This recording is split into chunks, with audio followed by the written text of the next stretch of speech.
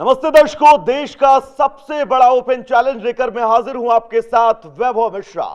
उत्तर प्रदेश की योगी सरकार, जिस सरकार ने मदरसों में कामिल और फाजिल की डिग्री पर रोक लगा दी और इस रोक के पीछे सुप्रीम कोर्ट का वो मैसेज, सुप्रीम कोर्ट का वो आदेश, जिस आदेश के चलते मदरसों में इन दोनों डिग्रियों पर रोक लगाई गई।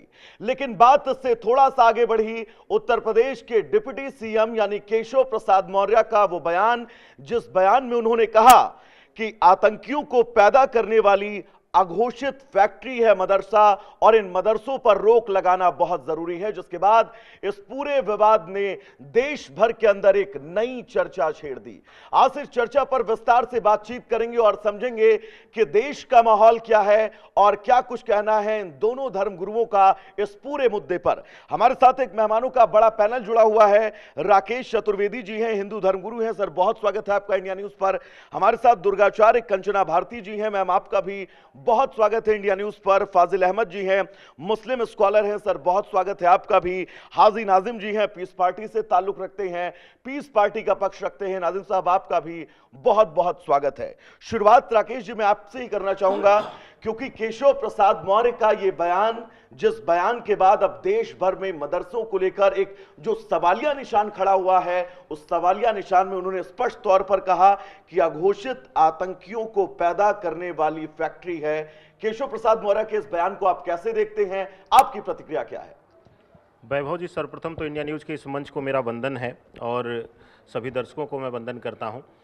देखिए, जो बातें केशव प्रसाद मौर्य जी ने कही हैं वह छोटे समय के लिए हो सकता है किसी को चुभे या किसी को व्यक्तिगत लगें, लेकिन जो विगत वर्षों में जो आतंकवाद का स्वरूप देखा गया है, चाहे 2015 में जो है, अगर डाटा उठाएंगे आप, 2015 में उड़ीसा में जो अरेस्टिंग हुई उसमें जो शिक्षक निकला वो विरोध करने लगे कि विशेष संप्रदाय को, विशेष जाति को जो है यहाँ जो है परेशान करने के लिए प्रयास किया, लेकिन अंततः परिणाम ये निकला कि लगभग 16,000 मदरसे जो है फर्जी निकले। और इस पर मैं स्वागत करता हूँ, बहुत सारे मौलाना, बहुत सारे मौलवियों ने इस पर जो है साथ दिया कि बहुत उन्होंने भी इस को उजागर किया कि हमारे बगल में फर्जी चल रहे हैं। बहुत माफी के साथ मैं आपको रोकना चाहूंगा।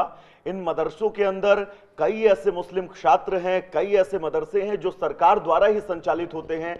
ऐसे में केशव प्रसाद मौर्य का यह बयान सभी मदरसों को उसी लाइन मिलाकर खड़ा कर देना, आपको नहीं लगता है यह अनुचित है? वैभव जी, मुझे लगता है सभी मदरसों में हम गणना करें कि जो फर्जी मदरसे हैं, जो है बेकार में जिहाद का मतलब नहीं जानते हैं और जिहाद का उल्टा मतलब समझा करके जो है मुसलमान धर्म तो बताते हैं, लेकिन वह लोगों की हत्या करना सिखाते हैं, धर्म पूछकर गोली मारना सिखाते हैं। ऐसे मदरसों को लेकर के हमें लगता करना चाहिए। हर बात में जब हम राजनीति तलाशेंगे, प्याज को छीलने पर सिर्फ और सिर्फ जो है छिलका ही निकलता है वैभव जी। तो ऐसी अवस्था में अगर हम भावनाओं को समझकर सही सहयोग नहीं करेंगे, और मुझे लगता है इसमें सभी जो है धर्मगुरुओं को जो है, चाहे वह मुस्लिम संप्रदाय के हों, चाहे हिंदू समाज के हों, हर किसी को एकजुट होकर के, सिर्फ मदरसे ही नहीं, जहां भी इस तरीके की जिहादी शिक्षा और मानवता के विरोध में शिक्षा दी जा रही है, और शिक्षा अधिकार का अधिकार जो है बहुत सारी जो है यूनिवर्सिटियां हैं, हमारी यूजीसी है जो प्रणाली है एक प्रमाणित करती है, मुझे लगता है कि उसके अधीनस्थ ही होना चाहिए। धर्म की शिक्षा अलग बात है, लेकिन प्रमाणित शिक्षा की हम बात करें तो उसके लिए एक प्रमाणित मंच जो है होना चाहिए और उसी से होना चाहिए। आपकी बात का जवाब ले लेते हैं। नाजिम साहब, राकेश जी का कहना है कि आपको चुभ सकती है ये बात कुछ देर तक के लिए, लेकिन सच यही है, आप क्या मानते हैं?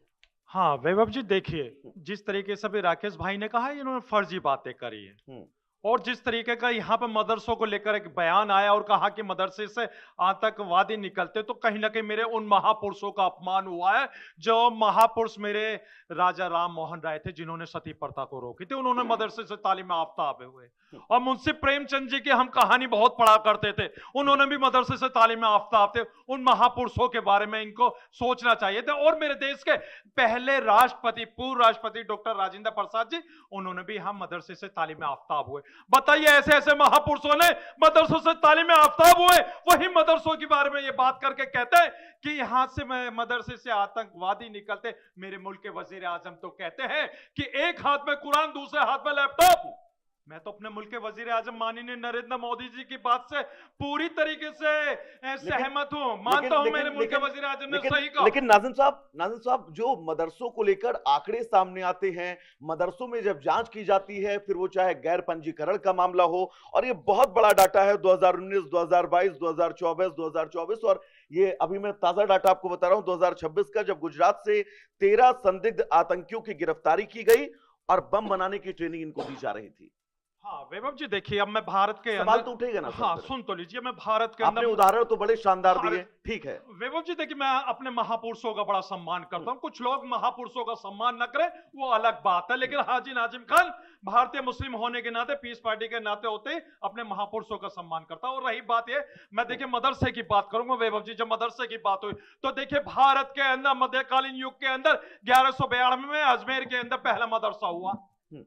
हाजी नाजिम खान बताता, अभी व्हाट्सएप पर चेक कर लीजिए। और दूसरा सरकारी मदरसा 1780 में ब्रिटिश हुकूमत में सरकारी मदरसा बना, कोलकाता के अंदर आप जाकर देख सकते हैं। बताइए, सरकारी मदरसा ब्रिटिश हुकूमत ने भी बनाया, क्योंकि वो जानती थी कि हम मदरसे से पढ़ने वाले तालीम याफ्ता होते। लेकिन जिस तरीके की बात अभी यहाँ पे आपने कही कि कुछ मदरसे आते, हमने तो देखा है कि हमारे देश के अंदर बहुत से जासूसी करने वाले जो भारत के खुफिया बातों को विदेश से और दहशत मुल्क तक पहुंचाते, ना जाने कौन सी यूनिवर्सिटी से आते हैं, वो कहां की तालीम हासिल करी है, कौन सी यूनिवर्सिटी में उन्होंने तालीम हासिल करी है। उन यूनिवर्सिटी पे भी तो बुलडोजर चलवा दीजिए, या मेरा सिर्फ और सिर्फ मदरसों को ही टारगेट करने वाली बातें होंगी यहाँ पर। फाजिल साहब कुछ कहना चाह रहे हैं? फाजिल साहब आप शुरुआत करिएगा, फिर मैं लौटूंगा आपके पास। देखिए, बिहार का भरत तिवारी कौन से मदरसे से पढ़ के आया था जो पुलिस पे गोली चला रहा था, उसका इनकाउंटर हो गया। 181 दंतेवाड़ा में हमारे सीआईएसएफ के जवान शहीद हो गए। उनको मारने वाले लोग कौन से मदरसे से पढ़ के आए थे।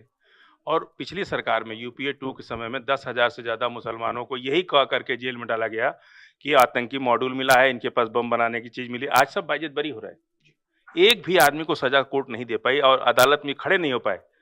10-10 साल, 15-15 साल जेलों में रह के आज लोग बाहर आ रहे हैं। अगर ये तिवारी जी, त्रिपाठी जी जो भी हैं, अगर जो इस तरह की भाषा कोई अफसर या कोई भी जज अगर बोलता है, उसका असर विवेचना पे पड़ता है, उसका असर जजेस के दिमाग पे पड़ता है। यही कह करके ये लोग मुसलमानों को जेलों में सड़ा दे रहे हैं। और 10 साल 15 साल रहने के बाद जब वो बाइज्जत बरी होकर कोर्ट से आ जा रहा है तो इनका मुंह बंद हो जा रहा है कि नहीं, ये आज भी मतलब एक डेटा में लेकर आया हूं। एक मिनट, आपका जो डेटा में लेकर आया हूं, और जिन बातों को आप कह रहे हैं, कोई फर्क नहीं पड़ता। 2019 बिजनौर का मदरसा जहां से हथियारों का जखीरा बरामद हुआ, साल 2022 सहारनपुर मदरसे से अलकायदा का आतंकी गिरफ्तार हुआ, अलकायदा का सर। 2024 प्रयागराज मदरसे से नकली नोट और नकली नोट छापने की मशीन बरामद हुई। 2024 हल्द्वानी हिंसा में मदरसे से जुड़े कट्टरपंथियों के नाम सामने आए। और 2026 का जो मैंने जिक्र किया, आपको पुलिस जो सक्रिय राजनीति किया उसको मालूम है कि देश में क्या होता है। गुजरात में 13 संदिग्ध एक पुलिस वाले को सुनिए, अलकायदा से जुड़े हुए थे, नहीं देने बम बनाने की ट्रेनिंग इनको दी जा रही थी बाकायदा मदरसे के अंदर। स्टोरी बहुत कुछ हम लोग देखते रहते हैं। 100 रुपया पुलिस को नहीं दिए चौराहे पर, वो कट्टा लगा के जेल में डाल दिया 315 आर्म्स एक्ट में। तो आतंकी ऐसे पुलिस बता देगी किसी को? एक भी आप बता दीजिए पिछले 40 साल में जी सजा का रेशियो क्या है और FIR का रेशियो क्या है। लेकिन जो नहीं, मैं उस पर मत बताइए। ये सब कहते हैं ना कि सपनों में रात गुलाबी है। नहीं, सपनों में रात ये सब चीजें देखिए, आंकड़े सामने आ रहे हैं। आपको कभी मदरसे की मेरी बात समझिए, हम लोग सक्रिय राजनीति में हैं। मदरसे में बाकायदा नकली नोटों का जखीरा मिला था सर, और नकली नोट वहां से छापे जा रहे थे। आपके घर में सुन लीजिए, अभी एक दिल्ली पुलिस का एक इंस्पेक्टर पकड़ा गया है, वो गांजा रख करके लोगों को ब्लैकमेल कर रहा था। 15 लाख की वसूली करते हुए पकड़ा गया और इसी दिल्ली पुलिस CBI ने पकड़ा है। क्या कहेंगे आप? लेकिन सवाल गांजा रखते हुए, सुनिए, अगर वही गांजा किसी मुसलमान के घर में रख के पकड़ा गया तो कहेगा कि आतंकवादी है। तो एक्शन तो हुआ ना सर, कानून ने एक्शन लिया ना। मैं यही कह रहा हूं, अगर मुसलमान की कोई नहीं सुन रहा है